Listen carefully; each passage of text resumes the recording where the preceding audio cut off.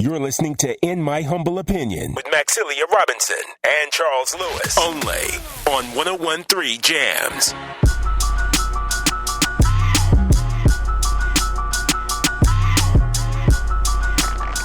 IMHO Talk Show, and thank y'all for listening. Thank y'all for being involved online. And a brother of ours also hit us up during the break. And remember, that's 434-422-9101. Thank y'all for listening and tuning in. We told y'all it was gonna be good, didn't we? Tell them, Razor, on that. We told them. So we are still here with the descendants of the family enslaved at Penn Park, and their work to identify those unmarked graves.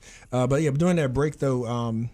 The call that we got had referenced, and I know, Ms. Zelda, you had a good example as well of this, is folks who may have been in Charlottesville, but how they have connected, to the outskirts, because the caller said that not enough is being done, within the surrounding counties, on that genealogy, because if the majority of us, may have been at Monticello, and as well as Montpelier, as far as this, our ancestors. But then when we spread out, so making sure that we continue that work. But I'm curious on some examples you all had, as you've seen these connections go outside of Charlottesville. Yeah, as when I found out about the cemeteries and the possible connection from my grandfather to Penn Park, I wondered how he and my grandmother met, because transportation at that time is not like transportation today, and how he got from Penn Park out to Ivy. But we found out after this research was done, after we were shown the facts from this research, that some of the slaves from Penn Park were given to a plantation owner out at West Lee, which is very close to Ivy. And so I just, in my mind, that's why I'm putting the connection in, that's how they connected. That's where. Yeah. One thing I looked at was that right now we're talking about human beings, but for them, they were talking about commerce. Yes. Right. So, and I always wondered, if, say Charles and I were brothers and we got separated, do I take on the name of the next plantation that I go to? So then, when I was younger, I would always hear older people ask, who's your family? Where do you come from? They were trying to figure out ways to tie in, who you were. Some families stole, some families worked hard, some, all different types of things. And I mean, we've always tried to track down our ancestors. The black culture didn't start with slavery. Not at all. But for the way that it's taught here in America, you would think that's where we started. Yeah, that's right. In Monticello and Montpelier, there's two things I mentioned, but there's so many plantations in this area. And I'm, it's actually exciting me to think about the work that that you all are doing, and how many doors that's going to open. You know what I mean? Because just think about those same folks who were displaced. Like families were broken up. That's right. You know what I mean? So it's so easily. Some of these same folks could have had direct relatives, immediate family that was taken from them and gone to Barbersville, a plantation, anywhere. You know what I'm saying? They didn't have to be a plantation, just a big house. Yeah. And speaking of these unmarked plantations, Tamica, did you mention how this unmarked grave site was even found? How did the city even find it? Yeah, so actually, so it was actually found by an anthropologist who's based in Virginia, Dr. Lynn Rainville. So she started a Central Black Virginia African American Cemetery database, where she kind of went all around Central Virginia and found different Black cemeteries. And she wrote a bit about the Penn Park cemeteries, but since no one had a ground penetrating radar or anything, she could only it's only suspected, because since there are depressions on the ground near the white cemeteries, she said that it is very likely that there are graves, but since we don't have the extra research, we don't. But it wasn't until about 2019 when one of the members of the families who were buried there, the Gilmer family, she asked the city she asked the city if she could bury her mother in one of the parks, and then that's when. And upon further research, the worker, actually, Jeff Werner, he discovered the graves, and then kind of got to research to find, let's get let's get a radar on it, see how many graves there are. So when it comes to Black cemeteries, especially in the South, it is very common for plantation owners to bury their enslaved laborers either near, like adjacent to the cemeteries, on their own separate plot within the plantation or somewhere else.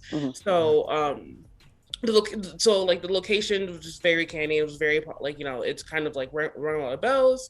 So that's how they came about it. And now they found the Waller descendants, and they found another descendant, but I haven't gotten in touch with her, so I don't know much about her. So I guess the goal with the project now is to once you get a committee of descendants, they can all come together and find a ways of, how can you properly memorialize them? Usually what happens, they can get city funding to place markers, to, better fence out the area in the park, do better research. That all kind of comes after finding the descendants. So that's kind of the phase they're in now. And also there are other historians, such as Sam Towler, who's with the Albemarle Charlottesville Historical Society, who is trying to locate other links for not just the Waller family, but other families who were buried at Penn Park. That's awesome. I have a question. Yes, ma'am. Yes, ma'am. I'm wondering how many other families are buried at Penn Park. Right. Because if you're standing in the front of those graves, if you look behind you, there's a big open field down there. And I'm wondering who else is buried down there. But when I did get a copy of the thing from the Charlottesville Today, I sent it out to some people. And one of my friends, which is a Mitchie, she said that she saw some of her descendants' names in it. So that may be the next family that, Tamica, that you would want to contact. You said Mitchie? So like Mitchie Tavern? Reverend Mitchie. No, I'm talking about like same family. Like, because it's not that far from each other. So like anything that around here that has a significant name would have probably had slaves. If they had slaves, then people passed away. And chances are we're buried. Because even if you had a small plot and you had 4 or 5 slaves, you really didn't have no money. Right. Those families still have a right to be found. Right. That's right. Yeah. That's a good trail to to follow. her, she said that she was going to start asking questions. So maybe her descendants is buried out there too. Yeah. Like that's definitely a good, trail of crumbs to follow. And I say it that way because, to your point, Reza, like a lot of times the names, like you said, are similar and they sound familiar, and that happened a lot of times to where you may have a faction of a family break off, same name, but then they'll pronounce it different, or they'll add or take away a letter. Yeah. Right. Like Two T's and one L, shiftless. Like so where you saying Mitchie or Mickey, Y'all can laugh. That's all right. They boycott me all the time. It's okay. I'm all right. I went to school for Lauderdale. Yeah. Also, Go ahead. 2 T's, 2 L's. Sorry. So we mentioned, I know you guys mentioned Monticello earlier before. I noticed we also referenced that kind of something similar happened in Monticello. So obviously Tom Jefferson had like hundreds of slaves. And back in early 2000s, they found additional slave graves near the parking lot of Monticello. So it's very common to find slaves scattered all across the plantation, especially because every owner has a different way of doing it. So I know the 3 main owners of Penn Park were the Gilmers, the Hotops, and the Cravens. But also had other owners. So, they could have practiced differently. They might have buried a slave, where Michelle was talking about. They could have buried them at a completely different slave lot. So it's really hard to tell because these are very strong possibilities, but the lack of documentation of who died and where they're buried makes it even harder for historians to kind of find those places. So I guess one of the bigger ways to find it is trying to find those depressions and getting those radars to determine, okay, could this be a grave? If so, who could it be? And then kind of going from you were saying popular names who died and kind of making those points and trying to find those. Hey, Tamica, there will always be 3 sets of graves. You got the white grave, the house, and the field. And Tamica, has there been any Go ahead, Charles. Max, before you go to the next one, I was going to say I would gamble because I'm hearing the name Gilmer. I would gamble that Gilmores are connected to Gilmores. Yeah. And there's a Gilmore house. I don't know if you guys have been to it, but it's like great to to go right across the street. Yeah, to sort of sightsee. It's right across from Montpelier, off of Route 20. Down in I guess is that still orange? His name is called the Freeman. He was the guy who actually bought his freedom there. I take all my kids there. Yeah, like every last one that has been with me, I take there. And you walk around and you see where it's a little white house right across from the gate. If you're going back towards Charlottesville, it's to the right hand side. And when you walk through that whole plot, it shows what he did. Now he was somebody. He was pretty much the first slave out of Montpelier that bought his freedom.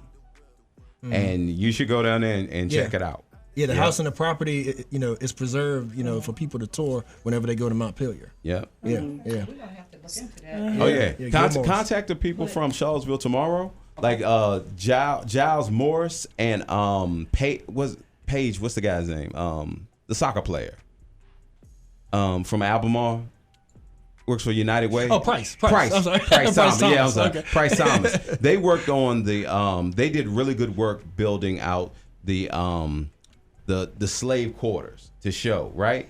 But there's also, when you first pull up there to the right-hand side where the black grave was, like it's a road that they blocked off that has a train tracks on the other side of it. I'm from Orange County, so I knew about these things before they started setting them up for people to really be away from them, and they take little carts down there. But there's always going to be 3 cemeteries, right? White, house, and field. But we look at it, so when you find one, you have to look pretty much for where the biggest tree is like on the how property. You said, even at Penn Park, you can tell that there's more. Look for the biggest tree, because not everybody did everything that didn't get them killed. Yeah, and Max, before your point, I felt like that we were in that realm too of, I wanted to ask Tamica, Zelda and Michelle, they're, historically Monticello and Montpelier have done some work. There's been initiatives, like to help with like, tracking genealogy and things of that sort. So I'm curious, Tamica, have you heard about any of that, or can any of this work, possibly be co-opted or supported by them? Yeah, so I mean, when it comes to Black cemeteries in general, it is hard to preserve them. Not only because it's hard to find funding, because Dr. Rainville was mentioning how it's hard to find funding in general for cemeteries, but what comes at disadvantage for Black cemeteries that often they're unmarked, they're in places that are multi-purpose, so they're used as like for example, the additional slave graves that are found in Monticello, it was used as like a roadway, it was used as like a deer hunting spot, like it was used for other things. So they on stolen land. Yeah, so it's very common for it to be repurposed, making it really hard. So even if you were to have funding to preserve or like memorialize a cemetery, you have to do additional work. Whereas with white cemeteries, they're already sectioned off. They already have some kind of like wall sectioned off from the place. So the work needed to be done to preserve it is way less when it comes than for Black cemeteries. So they kind of come at disadvantage. Of just trying to find ways to like, get past the struggles. And like, even, I know, like I used to work in Petersburg, they were talking about how there could be additional slave graves on the Petersburg National Battlefield, but because it's been like, used for other things, and it's also very susceptible to vandalism and just, just wanderers and all this stuff, it just makes it really hard to preserve it. Yeah. So I was just curious, this is a question for you, Tamica, and our guests, of whether or not any of the descendants of the slave owners have been vocal in all of this. They haven't. From at least from our end, they have not. Okay. I've been meaning to reach out to the one Gilmer descendant who reached out to Werner, so I'm hoping to get in touch with her and see how she feels, if they feel anything. But yeah, we haven't heard anything from their end. Okay. I say it for you. They don't feel nothing. They don't feel nothing. Because I mean, think about it. You got to think that Papa did this atrocity thing that you come from. Like, I get blamed for being racist all the time. That's more than likely, but I'm just curious about whether or not they were vocal in any form. Nah, they ain't. With this information coming to light, that's all. Think about it, Max. They ain't. Nah. What are they gonna say? What really they gonna say? Yeah. No, I understand what you're saying. They're gonna say, "Don't touch my money, man." Yeah, don't touch my money. I understand what you're saying. Yeah. That's the way I look at it. Is we are not responsible for. That's the way the times were, True. and we're Very not true. responsible for what our forefathers did. Right. We have to learn from that and move on, and not let that same mentality rule our lives. Yes, We ma'am. need to Yes, learn ma'am. to move on from there as one. Not separately, but join together to be as one. The world will be a better place. Yes, You ma'am. don't want to be a little bit mad? not just a little bit. little bit. Not just a righteous mad. Not Yeah. none of that. No, I'm Little just bit. playing. I'm just playing. She said she Okay. just came from church, Max. Now, come on. I know. Yeah. So Michelle, I see you flipping through that book, like, but I'm curious, like, what else you all would want to leave with the listeners, because this work, as you said, is really just starting. But we got to hear some of these, some things that stand out to you, going forward, next steps. I guess the next step for us is to do more, is to search for more answers and find more pictures and stuff from throughout the family. But because I'm one of the younger generations, and Zelda's in the middle, so now we have to put this together to find the rest of the information to move forward with. Right. Yeah. So how do folks reach out to you? Like, what are the best ways, if somebody's listening right now saying, hey, like, cousin so-and-so, I think I got some information. Yeah. They could, I'm on Facebook under Michelle Stevens. Gmail is wallerscleaning@gmail.com. Okay. And that's some of the ways that they could find me. All right. You got that, Marshall? Should she repeat that email? You got okay. All right, yeah, because we're posting this stuff, on our page. Yeah. And as I say, as you get this digitized too, or if you anything in particular you would want to take a snapshot picture of or something, like we can share it as well. Oh, okay. Absolutely. Because people are commenting and they're calling, so they definitely want to help. Okay. And I'm on Facebook also under Zelda Hines, and my email is zhines51@gmail. All right. Got you. Thank you, Miss Max. And thanks, Tamica? and I just want to say thank you to Tamica for Oh, yes, for writing about the story and just spreading the word. I appreciate that. Yeah. Shouts out to Charlottesville Tomorrow. Doing the work. Yeah. Yes. So any closing words though? We don't want to just cut you off. Just want to make sure that hearts and minds are clear on this. Because this is. I would like to thank Tamica because she did a wonderful job on this. Yeah. Yes. Yeah. And thank you to the newspaper. Yeah. Thank you on behalf of our family. Yes. On this, it's because, like I said, we were kind of in the dark about the Waller side of our family, and now we have a starting ground to find out more Very information. good. Very Thank you. good. It's beautiful. And Tamica, any closing words? Any follow up reports we should be looking out for? Or? Oh no, I just wanted to obviously thank Zelda and Michelle for being so great this entire time. Their family was incredibly warm and welcoming to me, and I really enjoyed reporting on them. I am hoping and to stay on this topic. So whether it's getting in touch with descendants of the white families, updates in the committee, or other descendants, I'm hoping to report on whatever happens next. So I guess stay tuned for all that. Awesome. Well, thank you all. Thank you all Hope for you all having enjoy us. the rest of your afternoon. So, IMHO family, we're going to take a quick break, and I think we'll get right back just to wrap up. You're listening to In My Humble Opinion with Maxilia Robinson and Charles Lewis, only on 101.3 Jams.